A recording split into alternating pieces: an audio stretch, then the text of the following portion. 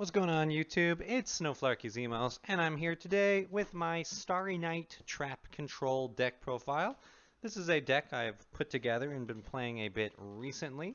I really like that the Starry Night cards were a retrain of Saryu, a really cool old dual monsters, normal monster, and of course I like that they come in, a lot of the cards are ultra rare, which is just pretty nice. It makes it nice to look at and have while you play. And it's a pretty fun deck. I've found pretty good use with it for casual play, getting on board with a trap control style deck, especially with some of the powerful continuous trap cards that this deck can take advantage of to punish opponents without punishing itself too much. And with that, makes it a pretty cool deck. So let's get into the card by card.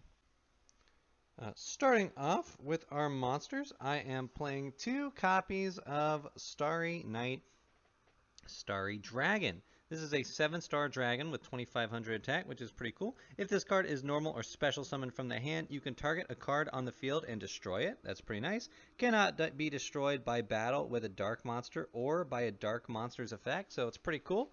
There is this whole second aspect of the deck that if you're playing against a dark monster deck, you get all these extra effects that make it pretty powerful. And of course, once per turn at the start of the damage step, if this card attacks an opponent's monster, you can banish that opponent's monster until the end phase. Also, this card can make a second attack in a row. So that's pretty cool. Definitely opens up some OTK potential, and that. And so just a pretty sweet boss monster. This is kind of the centerpiece of the deck. You want to be summoning this out of the hand and getting it back in the hand to constantly reproc its effect to destroy a card. And of course, doing lots of damage by banishing monsters and attacking multiple times, which is pretty cool. Next, we are playing 3 copies of Starry Night Rail. Rael here is pretty cool. When this card is normal summoned, you can add a Starry Night spell or trap card from the deck to your hand, which is pretty cool. And then also you can banish this card from your graveyard to target a Starry Night monster in your graveyard except Rael, and special summon it. You can only use each effect of this card once per turn. So it's pretty cool. The normal summon just searches you a Starry Night card, whichever kind of card you need. And, that effect where it banishes itself to special summon a different Starry Night from the graveyard is pretty sweet. Definitely very useful effects and just makes it a good card. Definitely something you want to see in your opener. Next up, I'm playing the 1 copy of Starry Night Flamel. Starry Night Flamel here says when an opponent's monster declares an attack, you can send this card from your hand or face-up field to the graveyard to special summon a level 7 light dragon monster from your hand, which is pretty cool. And then, of course, it has this quick effect. You can banish this card from your graveyard to target a level 7 light dragon type monster you control or in your graveyard and return it to your hand. So this is a nice card that allows us to get away with playing less copies of the dragon, because if we lose the dragon and it's in the graveyard, which isn't as accessible to get it back from, well, this card can just grab us that and put it back in our hand. So a nice card to have one of, just for that reason mostly, and that is fine by me.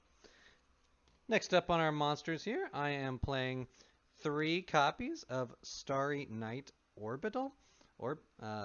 This card, very unfortunate that it's not ultra rare, because it definitely sticks out when you're looking at your Starry Night core here. But this is a great card. It has a quick effect. You can target a light monster you control, tribute it, and if you do, set a Starry Night spell or trap card directly from your deck.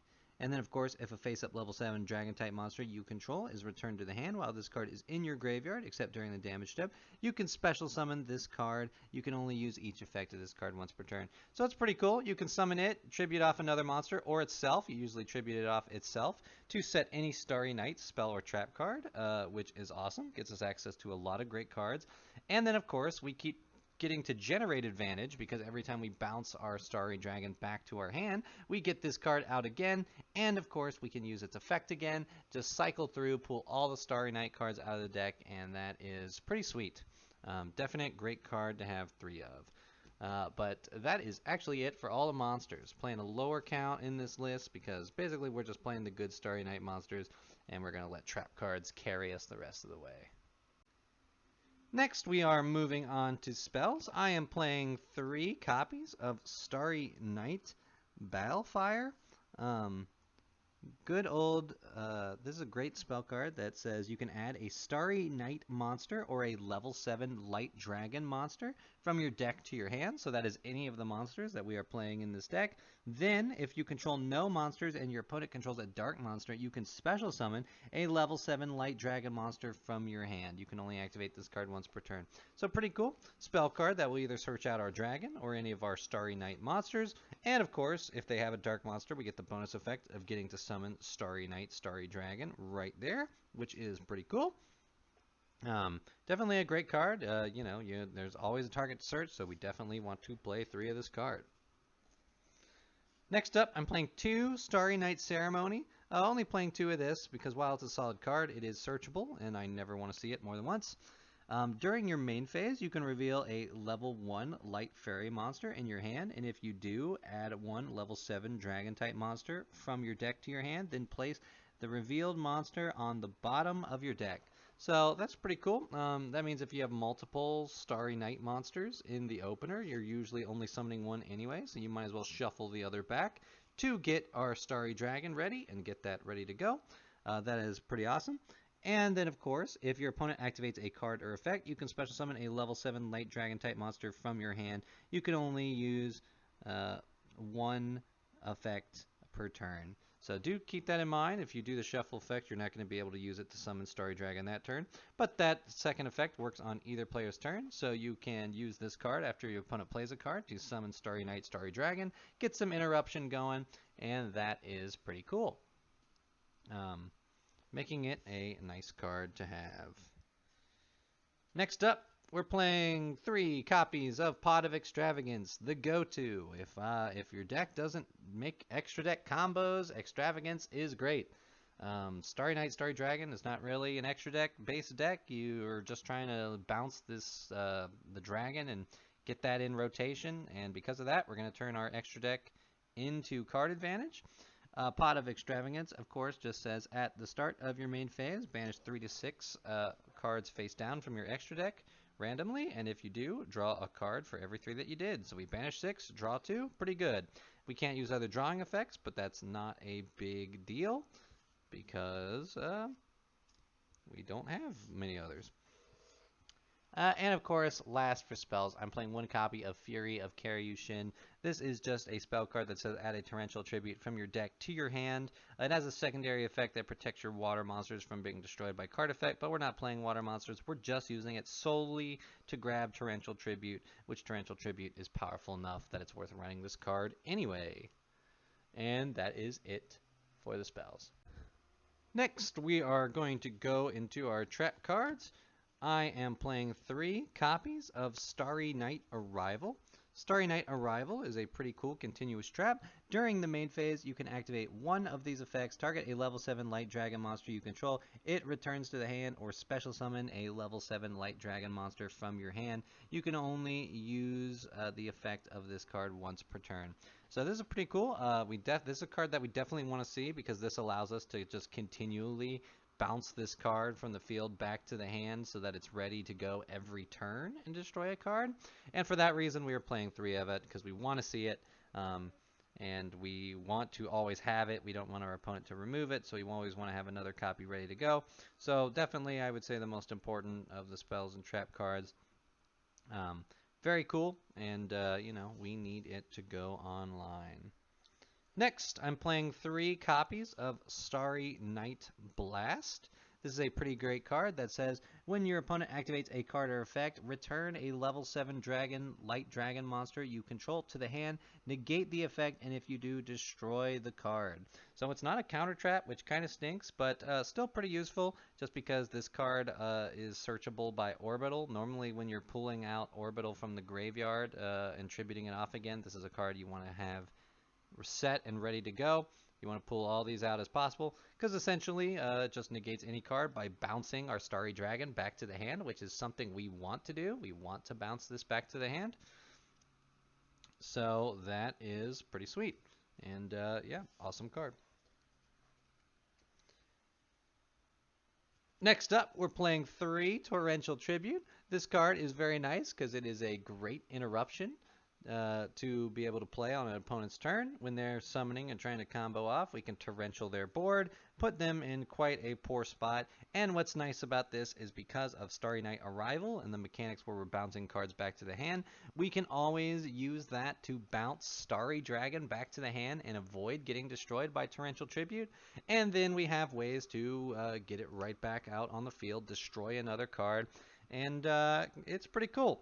You have to play smart with it because it's not always the most flexible since you can't stack Starry Night Arrival effects, but it's definitely worth figuring out because Torrential can just be such a powerful disruption tool that will end an opponent's turn if played right in the right deck. And since we can dodge it and not get punished by it, it is pretty sweet. Next up, we're playing some powerful continuous trap cards here to make things a little bit stronger. Everything in our deck is light, so we are playing 2 copies of Goes in Match. It just says that each player can only control 1 attribute of monster on the field at a time. This can be very harmful for a lot of decks if they have different attributes, or if they're trying to go into an extra deck monster that is a different attribute than their main deck monsters. Then it just disrupts the ability to summon a lot of cards, and that can be very powerful. Certain matchups that will just win outright. So just 2 Goes in Match, not 3 because sometimes it's not that powerful. And I'm mostly testing out 3 different floodgates to see which ones I like best. Next, a card that I do think is fairly powerful in this deck is 2 Skill Drain. Now I know our monsters have a lot of effects, but their effects are alright. And either way, you know, a lot of the effects aren't as reliable outside the opener. You know, we can play Skill Drain and still normal summon Rael on our first turn, or normal summon Orbital on our first turn, get their effect once, but then have Skill Drain to say no to our opponent's monster effects. And that honestly is very powerful. Can disrupt a lot of combos and put your opponent in a bad spot. Enough of a bad spot that probably in a lot of matchups, just being able to have a 2500 attack monster that you can safely protect from lots of card effects means that they probably won't be able to get over it without the effects required to go into a bigger extra deck monster. But so you know, it can be pretty solid. I definitely think it's worth playing just because it will win you matchups, and you know, worth considering just because of how powerful it is and how not as harmful it is to this deck over others. And of course, next I'm playing There Can Be Only One. This card just says 2 copies of it, and of course it says that each player can only control 1 monster of each type. Now all your Starry Knights are fairy monsters, so you can't have multiple of those, but that's usually not a big deal because we don't need too many of those anyway. But what's nice about it is that our Starry Dragon is a dragon monster, so we can have those and the Knights, the level 4 fairy type monsters on the field, which is pretty cool. And in exchange, we get to really hinder our opponent's play by not allowing them to have multiple monsters of the same type, and that is very disruptive, very annoying to deal with, and in some decks that will lose them outright. And so, since we can use this card, it's pretty good. Next up, I am playing 3 copies of Solemn Judgment. Solemn Judgment just pays half our life points to negate a summon or spell or trap card activation. This is really nice because we mostly need it to protect our powerful floodgates that are going to help us win the game, or protect our Starry Night Arrival that allows us to constantly bounce Starry Dragon in and out of play. Just things like that. Whatever card we need to protect, Solemn Judgment is ready for us to do so. And so we want to see this card. Next, I am playing 2 copies of Solemn Strike. Solemn Strike, of course, is a counter trap card. We pay 1500 life points to negate a special summon or an activated monster effect. Both are very powerful effects, very flexible, and worth running. I'm only playing 2 in here because it can get pretty costly with your Solemn Judgment, so I don't want to overdo it. And I'm going to try some other things out instead. One of those things I'm trying out is a copy of Lost Wind, a pretty nice card. We're not stopping our opponent from special summoning outright in any way. So Lost Wind is pretty nice to have. It can target a special summon monster, negate its effects, and its attack is halved, which is pretty cool. And then, of course, when this card's in your graveyard and your opponent special summons from the extra deck, you can set this card again. So that recursion is a little nice. And, of course, for my last card, I'm playing one copy of Heavy Storm Duster. This is a call for my dueling group just because there's usually a spell or trap card that needs to be removed. And so Heavy Storm Duster can target up to 2 spells and traps and remove. That can gain us some card advantage, which is nice. If you're not playing against people who are using spell or trap cards, leaving things set, you can just play a third copy of Solemn Strike, some other good trap card. You always got to be just adjusting your trap cards for your matchups here. But yeah, Heavy Storm Duster, pretty cool. So that is it for the main deck. Not too much to talk about with the extra deck here. We don't go into it very often, so I've just loaded it to be an extra deck that allows me to side Waking the Dragon. Waking the Dragon, of course, is a trap card that says if this card is removed from the opponent from my field because of an opponent's card effect, it is now in the graveyard or banished, I can special summon a monster from the deck or extra deck, and so we're going to fill our extra deck with great monsters to win games. Starting off, we are playing 3 copies of Last Warrior of Another Planet. When summoned, it destroys all monsters you control, but while it's on the field, neither player can summon monsters. So if your opponent has an open board, this card is extremely powerful. They just can't summon monsters, so you poke them down or attack their sets till the game ends, which is pretty cool. Can outright win some matchups, so definitely worth having access to. Next up, I'm playing 3 copies of Naturia Exterio.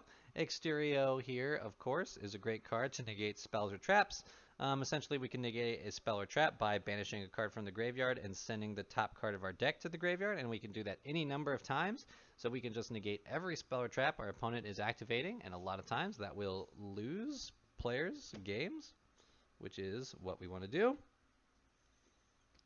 Next up, we're playing 3 copies of Raidraptor Ultimate Falcon, 3,500 attack monster that is unaffected by card effects. This is pretty dang good. It can be pretty hard to out for a lot of players. They either have to beat it over by battle, or they have to kaiju it, and not everyone is prepared to do so, so if you bring this out on someone who is not, they will lose. Next up, I'm playing 3 copies of Geomathemic Final Sigma. It's Raidraptor Ultimate Falcon, but with 500 less attack. You do have to summon it in the extra monster zone to get it unaffected, but that is fairly nice. And of course, you know, it has 500 less attack, so usually not as good as Ultimate Falcon, but does have a secondary effect that when it does battle damage to an opponent's monster by battle, it does double damage, which is pretty sweet. That can definitely come in handy. But if you've banished all your Ultimate Falcon copies off of Extravagance, it's another monster you can summon. And then, of course, last, I'm playing 3 copies of Blue Eyes Alternative Ultimate Dragon, 4,500 attack monster that cannot be targeted or destroyed by card effects. Not as good as being unaffected, but still pretty good, and sometimes good enough. And in exchange, you get 1,000 extra attack and the ability to pop a card once per turn instead of attacking, which is just nice flexibility to have. So that is it for the extra deck. So that is it for the Starry Night, Starry Dragon trap control deck. Pretty fun deck. I really enjoy bouncing the dragon in and out of play. I like making it dodge Torrential Tribute, and then I like summoning it back and destroy an effect. Or even if skill drain's on the board, just like summoning this annoying 2,500 attack monster that is a lot harder to deal with when your opponent can't activate effects. So pretty cool card, pretty fun, and definitely gives me some ideas for more things. I know people have taken this deck in a number of different directions, so I'm probably going to be working on using some of it, the level 4 fairy synergies, to do some Ties of the Brethren shenanigans with Barrier Statue of the Heavens, and you know, you can play Honest, and you can, you know, play Aurora Paragon, just lots of cool cards. Lots of cool things to do, so we might be seeing a variant of that coming up soon. But glad you enjoyed it. Thanks for checking out the video. Let me know what you think. I'd appreciate knowing what you're doing with Starry Night, Starry Dragon. Just a pretty cool card, and can't wait for the next one. I'll catch you then.